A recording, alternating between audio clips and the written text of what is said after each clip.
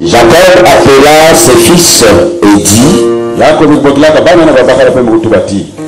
assemblez-vous et je vous annoncerai ce qui vous arrivera dans la suite des temps. Et rappelez-vous et écoutez, fils de Jacob. Écoutez Israël, votre père. Ruben, toi, mon premier-né, ma force et les prémices de ma vigueur, supérieur en dignité et supérieur en puissance, impétueux comme les eaux, tu n'auras pas la prééminence. Car tu es monté sur la couche de ton père. Tu as souillé ma couche en y montant. Siméon et Lévi sont frères. Leurs glaives sont les instruments de violence. Et que mon âme n'entre point dans leur conciliabule. Que mon esprit ne s'unisse point à leur assemblée. Car dans leur colère ils ont tué des hommes. Et dans leur méchanceté ils ont coupé les jarrets des taureaux. Maudite soit leur colère, car elle est violente. Et leur fureur, car elle est cruelle. Je les séparerai dans Jacob. Et je les disperserai en Israël. Judas, tu recevras les hommages de tes frères. Ta mère sera sur la nuque de tes ennemis. Et les fils de ton père se prosterneront devant toi. Judas est un jeune lion. Tu reviens du carnage, mon fils. Il ploie les genoux. Et il se couche comme un lion. Comme une lionne, qui le fera lever? Le sceptre royal ne s'éloignera pas de Judas, ni le bâton souverain dans ses pieds, jusqu'à ce que vienne le Shiloh, et que les peuples lui obéissent. Il attache à la vigne son âne, et au meilleur cep le petit de son ânesse. Il lave dans le vin son vêtement, et dans le sang de raisin son manteau. Il a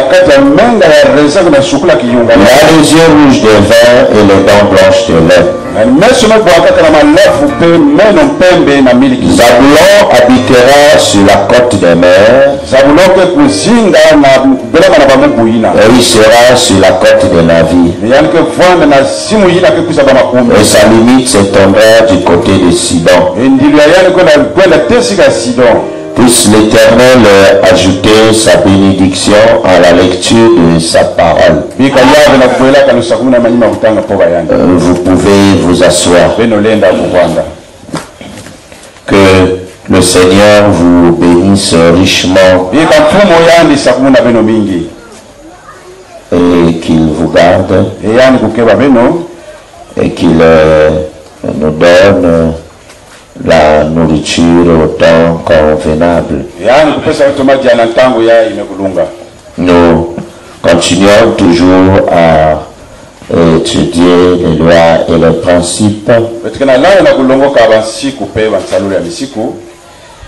Nous voyons de quelle manière Israël avait béni ses enfants.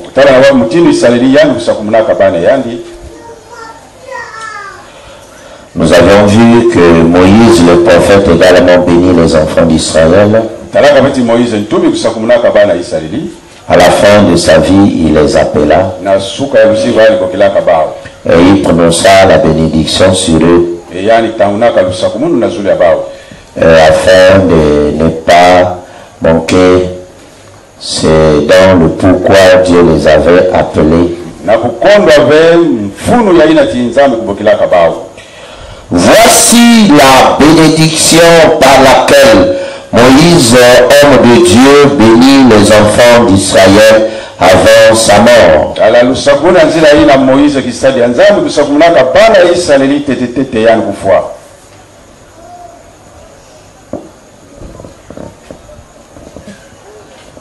Il dit, l'Éternel est venu du Sinaï.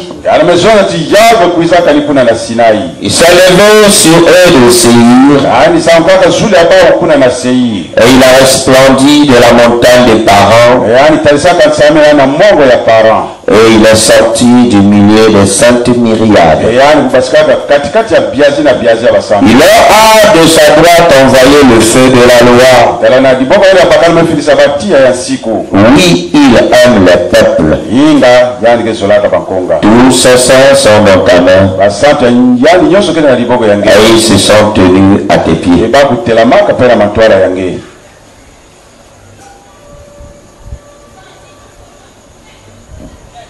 Moïse, homme de Dieu. Moïse qui sadi ya Nzambi.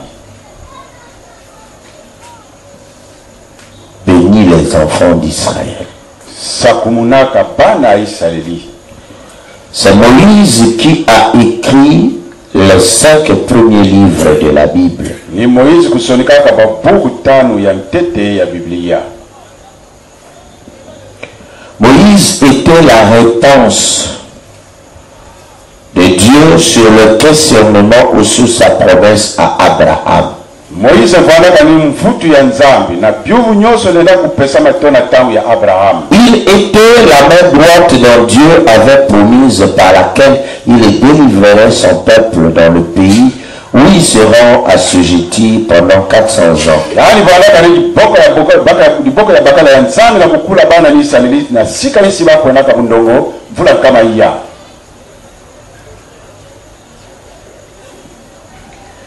Lorsque Dieu avait promis cela, des centaines d'années s'écoulèrent. Quand Dieu avait promis qu'il donnerait une postérité à Abraham, Abraham n'avait pas encore eu d'enfant. Isaac n'était pas encore né. Et Abraham a vécu près de 160 ou 175 ans. Vous voyez, Isaac a vécu quasiment la même durée, autour de 180. Et Jacob a vécu 130. Il dit qu'il a vécu moins d'années que ses pères à cause de son manque de stabilité. Vous connaissez le genre de vie qu'il a vécu. Il était menteur.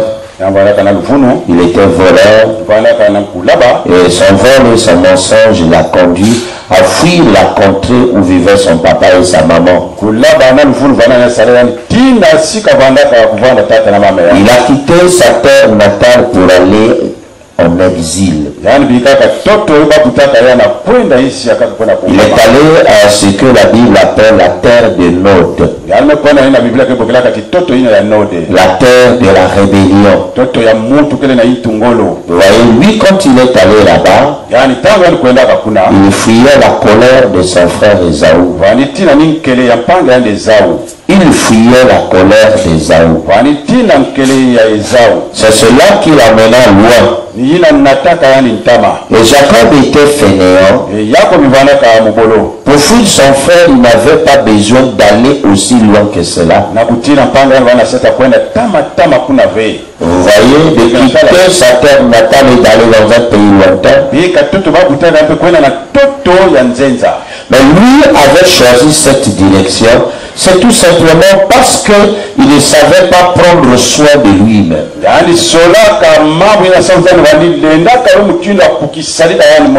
Et dans ce parcours, dans ce pèlerinage, Dieu se révéla à lui comme étant son rocher. Un soir, Jacob prit une pierre et il la posa et il fit de cela son chevet. Et il a mis sa tête là-dessus, il passa la nuit. Et quelques heures plus tard, une vision se présenta à lui. Une longue chaîne reliait le ciel et la terre. Et les anges montaient et descendaient. Les anges ne sont pas au ciel, mais les anges sont sur la terre. Ce que Jacob avait vu est que les anges montaient. Il rentrait là-bas et ensuite il descendait. Le point de liaison était l'échelle. Jacob eut peur et il souleva ce rocher. Il dit certainement Dieu est ici. Et il appela ce lieu El-Bethel, c'est-à-dire le lieu d'habitation de Dieu, c'est-à-dire la maison de Dieu. Vous voyez, et il continua son chemin. Il fit la prière, Seigneur, si tu peux me garder pendant mon pèlerinage, et que tu me ramènes dans la maison de mon père. Il savait qu'il ne pouvait pas bien vivre loin de sa terre natale. Parce que Dieu bénit Israël lorsqu'il est dans sa terre. Et Dieu avait placé Abraham et sa sémence dans la terre promise. Et la sémence d'Abraham ne peut prospérer que lorsqu'elle est placée, plantée dans Canaan.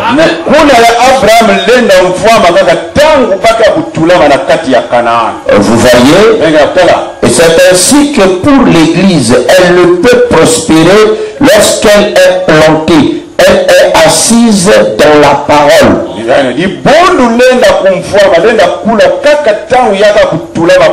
Car la parole de promesse est notre Canaan.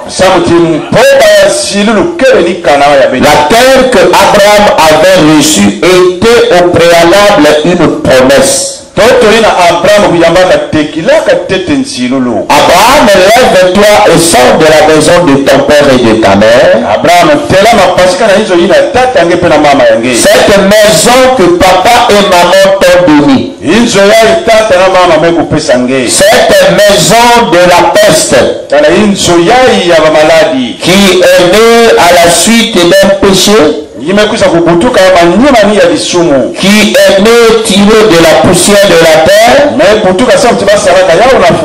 Toi, le fils de la promesse, tu dois y sortir et aller vers une autre demeure. Vous voyez que moi, l'Éternel, je te donne une demeure que toi tu ne bâtis pas, mais dont lui est l'architecte et le constructeur. Abraham était fort riche. Vous voyez, et il devrait abandonner toutes les richesses que Dieu lui avait données, ce qu'il possédait avant sa conversion. Dieu lui dit, quitte la maison de ton père et de ta mère et va dans le pays que moi Dieu je te donne. l'homme.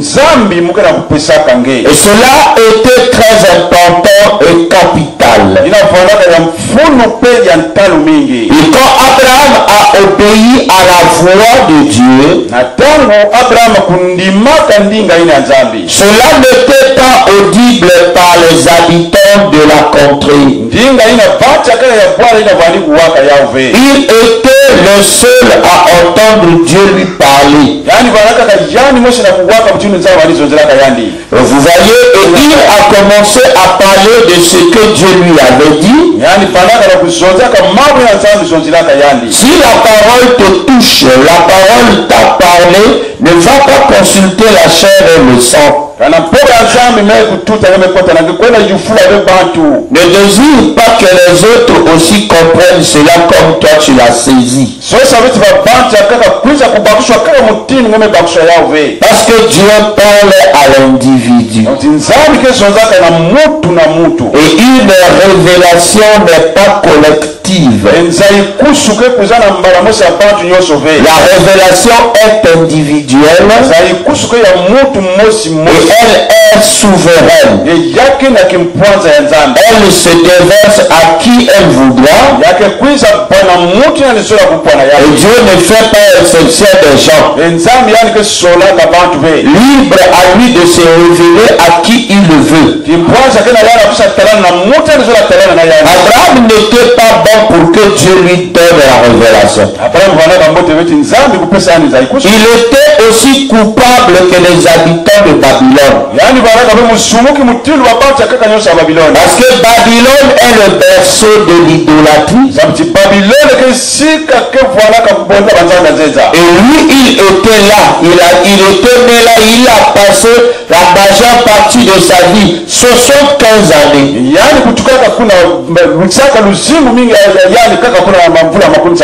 Dieu lui demande de quitter un domaine, une activité qu'il avait exercé pendant plus de 50 ans. Et cela demandait du courage. Abraham n'a pas consulté la chair et le sang, il a obéi. En obéissant, il toucha le cœur de Dieu. Et Dieu devrait veiller à l'accomplissement de sa promesse. Ce n'était pas une alliance conditionnelle. Que Abraham, si tu fais ça, voilà ce que moi je fais. Mais Dieu a dit, Abraham, sors, moi je te donne. Sans que Abraham l'ait consulté. Abraham n'avait pas prié Dieu pour que Dieu puisse se révéler à lui. Mais c'était de façon spontanée. Qui a commencé à avoir une sorte de pressentiment qu'il ne devrait plus rester dans l'endroit de la contrée où il vivait. Et il sentait qu'il devrait s'en aller vers une terre étrangère. Et vous voyez, et lorsqu'il a commencé à parler, les gens se sont moqués. Il dit, mon frère, mais toi déjà Dieu t'a béni. C'est ce qui arrive souvent lorsque un homme doit à un certain âge quitter là où il est pour aller ailleurs. Les gens parlent toujours de la bénédiction. Il dit, le frère, mais Dieu t'a déjà béni. Mais qu'est-ce que tu cherches? Tu as la maison, tu as les parcelles. Tu cherches encore quoi? Tu as une femme et des enfants. Mais tu cherches quoi faire? Qu'est-ce qu'on a fait? Non. Abraham n'a pas écouté ça. Il a pris l'engagement d'obéir à la voix de l'intérieur. Peu lui importait ce qui devrait arriver pendant son parcours. Abraham est resté fidèle à Dieu. Au cours de route, les choses commençaient à devenir difficiles. Les brebis, les bergers de Lot et les bergers d'Abraham commencèrent à se disputer. Parce que le territoire ne suffisait pas. Et au lieu de s'entretuer, Abraham dit, oui, tu choisis le nord, moi j'ai choisi le sud. Tu vas à l'est, moi je vais à l'ouest. C'est Sarah qui ne voulait plus voir Lot et son troupeau. Sarah a dit quitte son mari, moi je ne veux plus le voir. Depuis qu'on est ensemble, il n'est que source de problèmes. Parfois le discernement de la femme voit juste. La femme te dit que le monsieur là, le frère là ne te crée que des problèmes. Il est temps de se séparer d'avec lui, souvent les frères n'écoutent pas. C'est plus tard seulement qu'il donne raison aux sœurs. À ceux qui sont reconnaissants. William Branham est resté plus de 20 ans, il n'arrivait pas à prier au sujet de l'argent. Et ce problème du fils qui lui a tourmenté. Mais Dan lui a dit, chérie, il faut remettre ce problème entre les mains de Dieu. Oh oui, je sais. As-tu déjà prié pour ça? Oh, mais j'ai prié. Non, tu pries pour les malades, tu pries pour les problèmes, tu pries pour les tissus. Il y a une requête de prière, il y en a des milliers. Mais est-ce que tu as déjà parlé à Dieu au sujet de ce problème-là? William Branham n'était pas du genre à succomber facilement.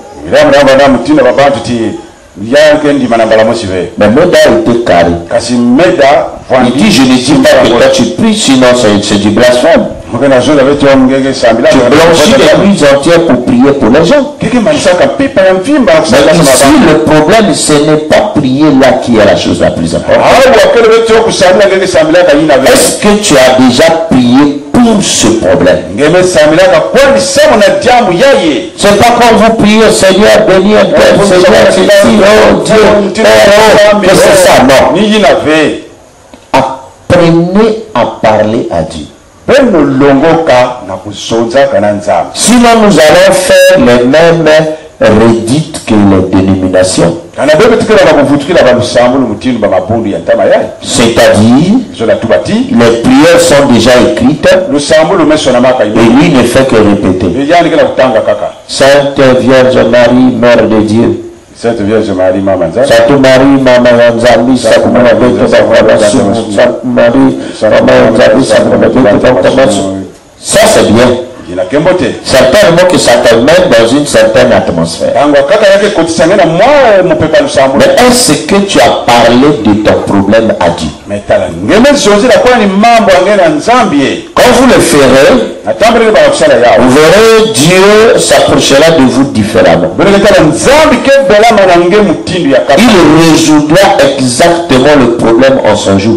Quand William Branham a parlé à Dieu, il y a eu dénouement du problème. Cela est très important. Abraham se sépara de son cousin Lot, ou son neveu Lot, et il resta seul avec ses bergers et sa petite famille. Et c'est là que Abraham, dans le pays, acheta une petite portion de terrain. Vous connaissez l'histoire. C'était le début d'une longue histoire qui devrait commencer. Le début d'une longue histoire qui devrait commencer. Parce que la promesse de Dieu, lorsqu'elle est promise, quand c'est encore la promesse, c'est une chose spectaculaire. Mais quand la chose de Dieu s'accomplit, c'est dans toute la simplicité. yake na kutana na pe neneve. Je veux que vous soyez très attentifs. Mokana kusola beno landa mbote. Abraham et Isaac.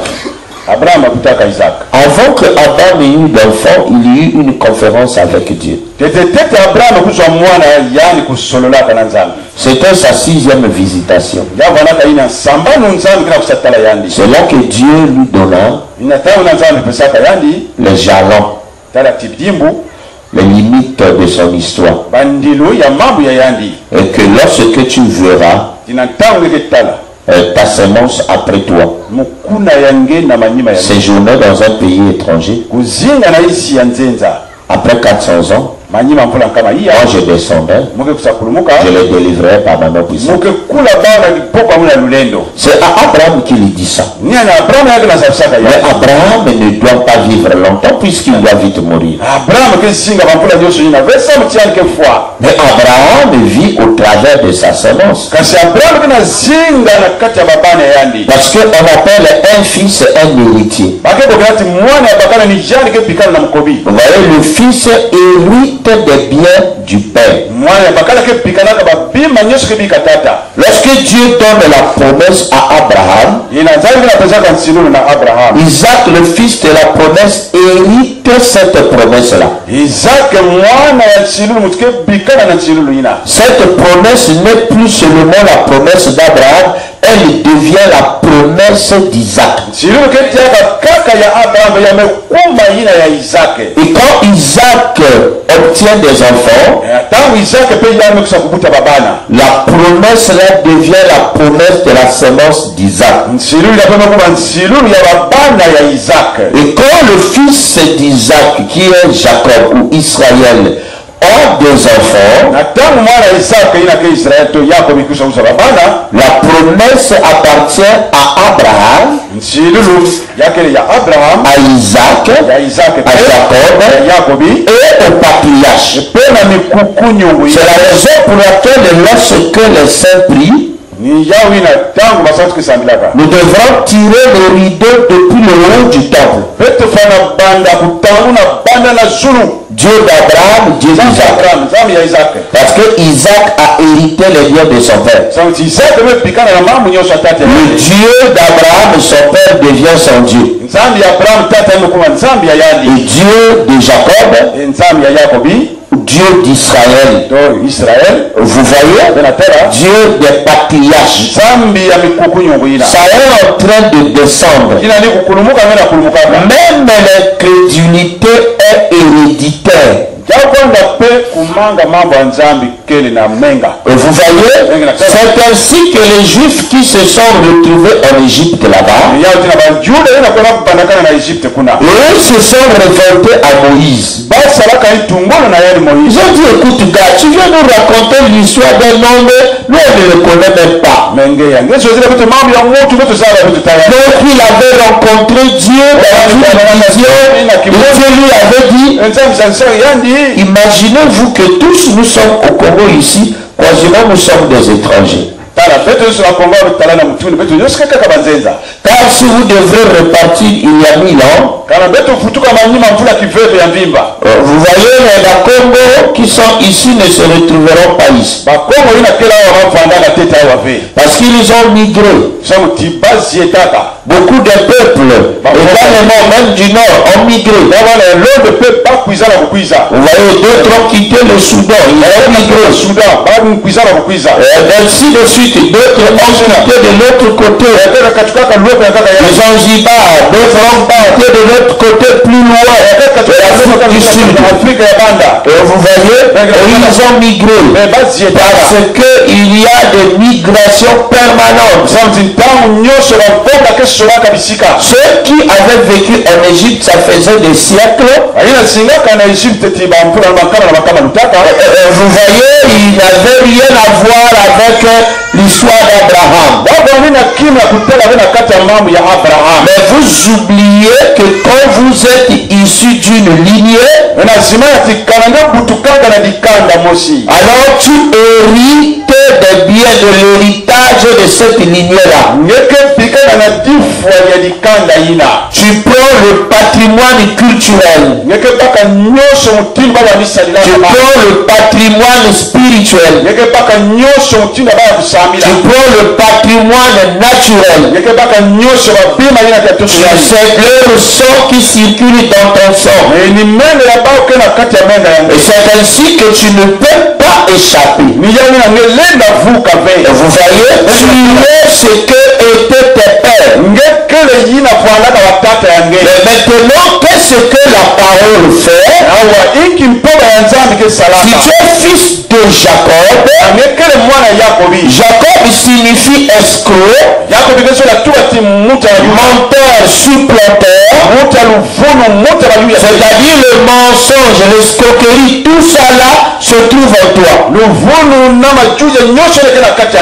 Tu n'as pas besoin de fournir les efforts. Tu n'as pas besoin de fournir les efforts. Ça y est là en toi. Vous voyez, autant marquer la sémence agira. Vous voyez, si tu n'as jamais volé, que tu es issu d'une famille de voleurs, tu voleras. Le vol est là assis en toi. Vous voyez, on ne te condamnera pas. Il y a des gens qui veulent sortir de leur souche naturelle. Alors que ce n'est pas la parole qui leur appelle à sortir. Les gens d'autres commencent à modifier même le témoignage. Donc ils sont en train de falsifier leur biographie. La nature des humains est que pendant qu'ils sont influents, ils ne veulent pas qu'on parle du mal d'eux. Ils modifient leur histoire. Si c'est une fille, vous verrez, elle commencera à parler. Moi j'ai bien grandi, moi j'ai été bien élevé, moi je suis, elle est en train de modifier sa biographie. Vous voyez, alors que sa vie, on peut la voir au travers d'autres membres de l'ascendance de ses parents. Vous voyez, et on retrouvera les mêmes esprits, les mêmes comportements. Mais quand on regarde le comportement que la personne confesse, on ne le trouve pas dans la famille. Elle est en train de tricher. Vous ne pouvez pas nier vos origines. Car un peuple sans origine, ou un peuple sans histoire est un peuple sans origine. C'est un peuple qui n'a pas d'âme. Il n'y a pas de vie. Vous n'irez nulle part. Vous devrez reconnaître d'abord vos origines. Et ensuite, ayant reçu la parole ou l'appel de Dieu, te demandons à sortir de la maison de ton père et de ta mère. Cette maison ici, ce tabernacle terrestre, c'est monsieur Masala et madame Masala qui l'ont conçu. Dieu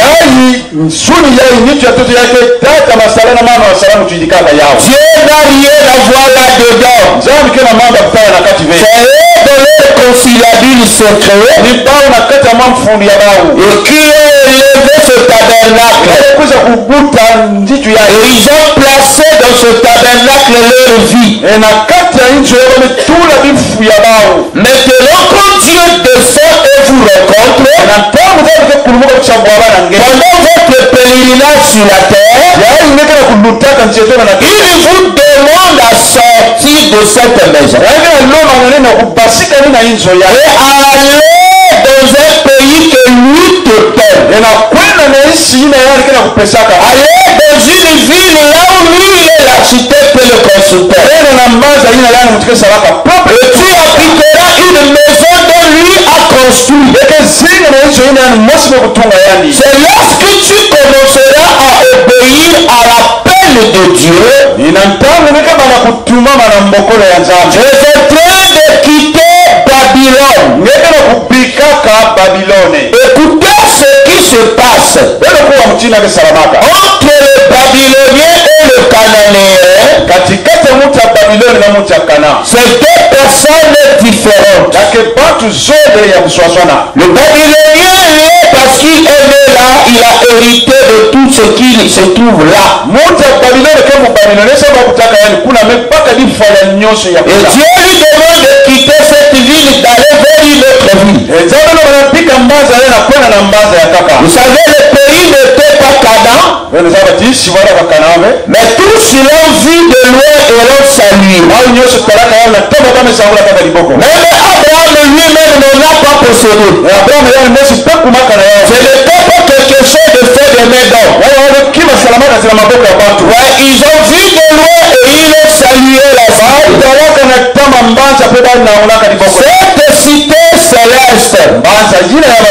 Mais Dieu les a bénis de ce qu'ils ont obéi à savoir. Avec les descendants d'Abraham, Dieu travaille dans le domaine naturel. Mais avec l'église, Dieu agit dans le domaine spirituel. Alors, quand Dieu vous appelle à quitter la maison de votre père et de votre mère, à quitter votre patrie, vous voyez, parce que cette patrie, chaque patrie a un esprit. Et Dieu te demande de sortir de cet esprit-là. Dieu te demande de sortir de tes origines. D'aller là où lui te conduit. Tu es obligé d'affronter l'inconnu. Tu es obligé d'affronter l'inconnu. Et c'est l'inconnu qui fait toujours peur aux gens. Dieu me demande de laisser le copain là. Alors que c'est le copain là qui me paie la maison. C'est lui qui fait tout. Mais comment je vais vivre? Ce n'est pas une question qu'un croyant devrait se poser. C'est une question qu'une croyante devrait poser. Comment je vais faire? Non, lui, il est fidèle. Quand il te dit sors, il ne te laissera pas vite. Il te donne ce qui est meilleur. Car il est donateur de tous les dons parfaits et excellents. Il ne veut pas que tu sois dans ce qui est incertain. Un homme qui te paye la maison alors qu'il a sa femme et ses enfants. Tu t'es déjà questionné, vous êtes dans cette condition au nombre de combien? Peut-être que tu es la énième à qui il a fait la même promesse. Vous voyez, le monsieur ne t'aime pas. Tout ce qu'il veut, c'est satisfaire son appétit bestial. Et toi, tu es en train de raisonner, de regarder si je le quitte, comment je vais faire? Il y a beaucoup de femmes qui sont en train de gâter toute leur vie, leur jeunesse à cause de cela. Si c'est la parole qui te demande de quitter ton monsieur, parce que ce monsieur-là n'est pas ton mari, ne raisonne pas sur le contexte et qu'est-ce que je vais devenir. Parce que Jésus a dit lui-même celui avec qui tu es n'est pas ton mari. Il n'y a pas de raisonnement à faire. Si c'est ton cœur qui te dit de partir, pars. Et toi tu prendras cette décision. Dieu veut que tu commences. lui prendra le relais. Et toi démarre les hostilités. Abraham n'était pas soldat. Il a ordonné sa maison. Et il a dit à sa femme, on va pour combattre. Il dit à Abraham, tu n'es pas soldat. Tu n'es pas de soldat aussi. Et quand tu vas amener la famille à mourir ou quoi? Et son attitude n'est pas responsable. Abraham dit à Sarah, je dis à ces gens-là que l'Éternel marchera avec nous. Que l'Éternel nous soutiendra. Que l'Éternel n'abandonne pas les hommes. Comme il a tellement mis confiance en Dieu, Abraham a combattu les rois et les a vaincus. Alors qu'il ne peut pas gagner le roi, parce qu'il avait mis sa foi en Dieu. Vous voyez, c'est une capacité intéressante. C'est cela qu'on appelle la sagesse. Parce que c'est le plus grand, c'est le premier de tous les temps. Le premier de tous les temps, c'est le temps de la sagesse. Et il dit que moi, la sagesse, j'ai pour donner le discernement. Et le discernement, c'est ce qu'on appelle la révélation. Parce que discerner signifie révéler. Donc dans ta marche, il arrivera que le pont se coupera, il n'y aura plus d'empreinte. Tu n'as même pas d'écriture où tu dois t'appuyer. Tu n'as même pas un support sur lequel tu dois t'appuyer. Alors que tu dois enjamber un tas de géants. C'est là que les charmants ne peuvent pas vaincre. Ceux qui naviguent en regardant toujours au bord, ils n'ont pas découvert le grand monde. Les grandes découvertes se sont faites par les navigateurs qui regardaient à l'inconnu.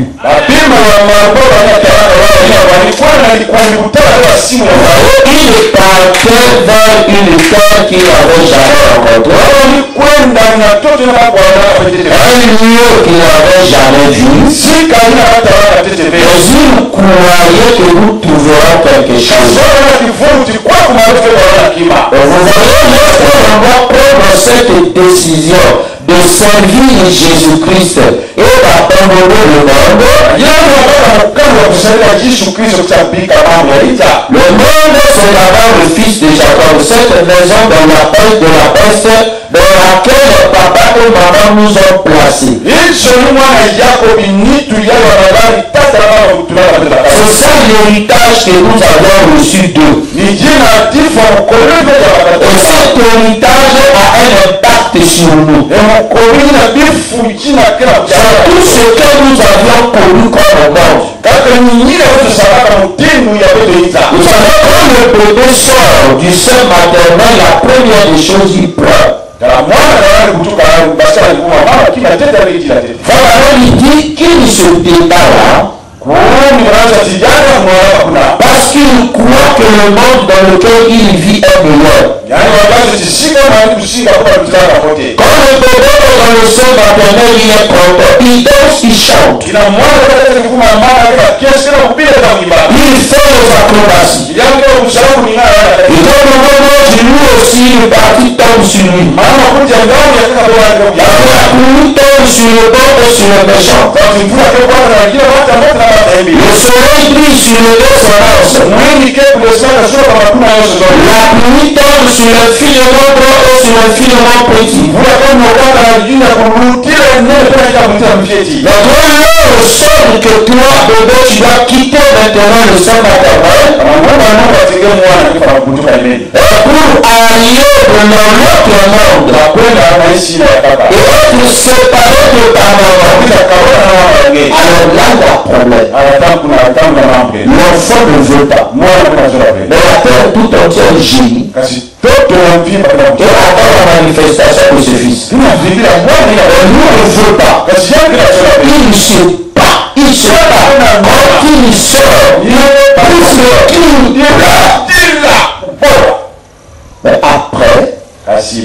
qui se rendra compte qu'il trouvera un monde plus grand,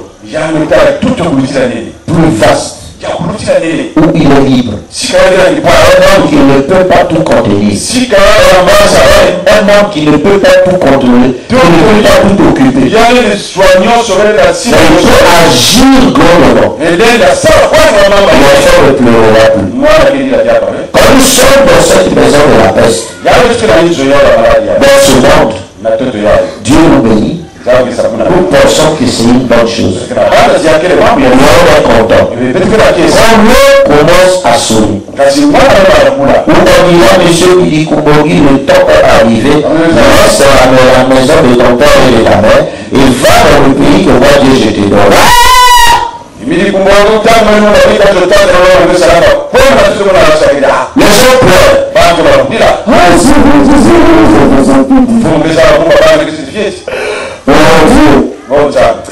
quand vous voyez que je de vos enfants,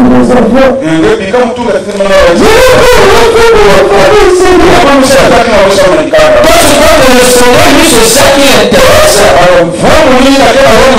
Ton heure est arrivée. Il y a qui est coquille. Il faut que tu ailles de l'autre côté. L'homme commence à avoir le support. Seigneur, je n'ai pas encore fait quelque chose pour l'église. Garde-moi, donne-moi il est à la recherche de support pour rester encore ici.